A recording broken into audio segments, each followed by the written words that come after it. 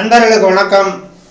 புலிப்பாணி மகரிஷியினுடைய புலிப்பாணி ஜோதிடம் 300ங்கிற நூலில் இருந்து நாம் தொடர்ந்து ஜோதிட நுட்பங்களை பார்த்துக்கிட்டே வரோம்.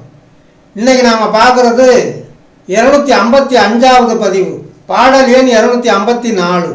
இப்போ இந்த பாடலில் அந்த புதன் மகா திசையில் சூரிய பகவானுடைய புத்தி காலம், அது எவ்வளவு காலம், எந்த மாதிரியான பலாபலன்களை தருங்கிறத பற்றி நாம் பார்க்க போகிறோம். அதுக்கு முன்னால் முதல்ல நாம் அந்த பாடலை பார்த்துருவோம். கேளப்பா புதன் திசையில் சூரிய புத்தி, கணிதமுள்ள 10 மாதம் 4 6. ஆளப்பா அதன் பலனை அறைய கேளு, ஆதிகுரு சிவத்தலத்தில் பதங்கள் உண்டாம். காலப்பா காவியது வேஷ்டி உண்டு, காசினியில் பரதேசி ஆகி போவான். வாழப்பா மடபதியாய் இருந்து கொண்டே, மனையாட்டி தன்னுடனே வாழ்வன் தானே அப்படின்னு முடிச்சிருக்கிறார் இந்த பாட்டை. இப்போ முதல் அடியில் கேளப்பா புதன் திசையில் சூரிய புத்தி, கணிதமுள்ள 10 மாதம் 4 6ங்கிறார். 10 மாதம் 6 நாள் அந்த புத பகவானுடைய மகா திசையில் சூரிய பகவானுடைய புத்தி நடக்கிற காலம் அப்படிங்கிறார். அடுத்த அடியில் ஆளப்பா அதன் பலனை அறைய கேளு, ஆதிகுரு சிவத்தலத்தில் பதங்கள் உண்டாம் அப்படிங்கிறார்.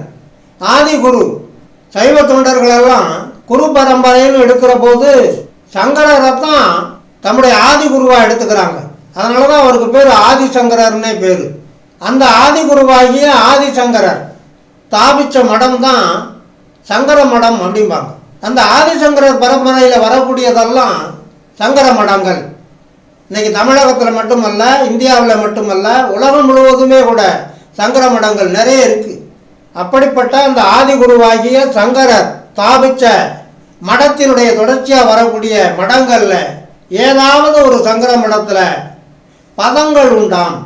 பதம்னா பதவின்னு எடுத்துக்கலாம். அந்த ஆதிபத்திய பதவி, மடாதிபதி.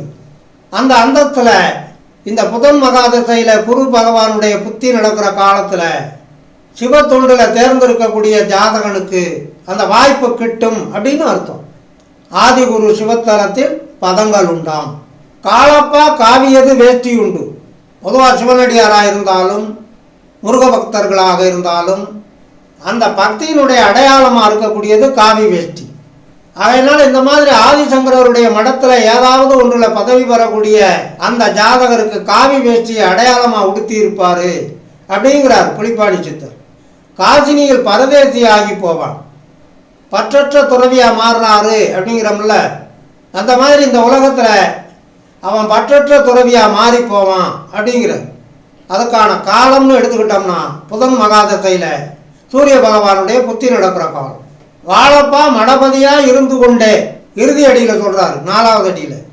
அப்படி அந்த ஜாதகன் ஆதிகுருவாகிய சங்கராச்சாரியார் நிறுவிய அந்த மடத்தின் கிளைகளாக இருக்கக்கூடிய சங்கர மடங்களில் ஏதாவது ஒன்றில் அதிபதியாக அந்தஸ்து பெற்று உயர்ந்து இருந்தாலும் கூட, அப்படி அந்த மடத்துக்கு அதிபதியாக இருந்து கொண்டே மனையாட்டி தன்னுடனே வாழ்வன் தானே அப்படிங்கிறார்.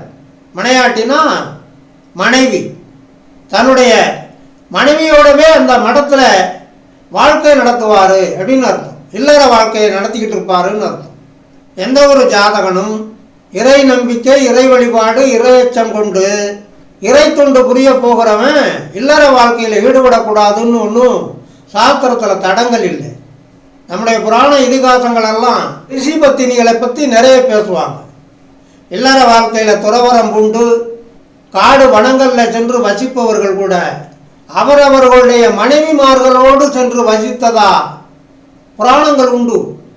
ரிஷி பத்தினிகள் என்பார்கள், முனி பத்தினி என்றெல்லாம் சொல்லுவார்கள். ஆக இந்த மாதிரி சிவதீட்சை பெற்று இருக்கக்கூடிய ஒரு சிவனடியார் ஆதிகுருவாக இருக்கக்கூடிய சங்கர மடங்களிலே ஏதாவது ஒன்றிலே பதங்கள் பெற்று வசித்து வந்தாலும் அவர் தம்முடைய மனைவியோடு சேர்ந்து வாழ்ந்து கொண்டு வருவார் அப்படின்னு அர்த்தம். ஆக எந்த ஒரு ஜாதகனுக்கு சூரிய பகவானும் புத பகவானும் நல்ல வலுப்பெற்றிருந்து, புத பகவானுக்கும் இந்த சூரிய பகவானுக்கும் நல்ல ஸ்தான அமைப்பு ஜாதகத்திலே அமைந்து, அந்த ஜாதகன் சிவத்தொண்டிலே ஆர்வம் பெற்று சங்கர மடங்களிலே பதங்கள் பெற்று வாழ்ந்து வரக்கூடிய சூழலை அந்த புதன் திசை சூரிய புத்தி அவனுக்கு வழங்கும் அப்படிங்கிறத இந்த பாடலில் புலிப்பாணி சித்தர் தெளிவுபடுத்தி இருக்கிறார் என்று சொல்லி, இனி அடுத்து வருகின்ற பாடலுக்கு உண்டான தெளிவான விளக்கம் காண தொடர்ந்து வாருங்கள், ஆதரவு தாருங்கள் என்று கேட்டு இந்த அளவோடு நிறைவு செய்கிறேன். நன்றி, வணக்கம்.